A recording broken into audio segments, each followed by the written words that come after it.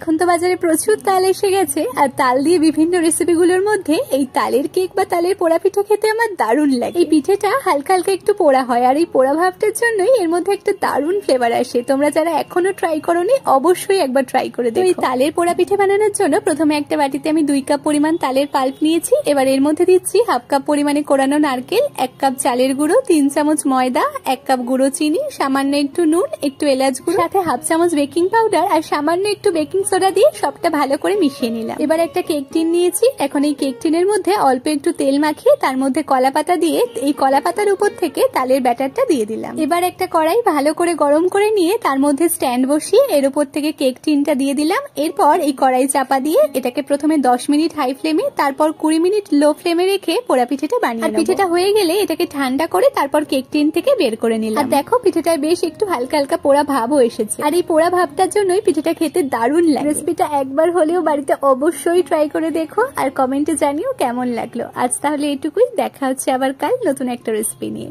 Tata.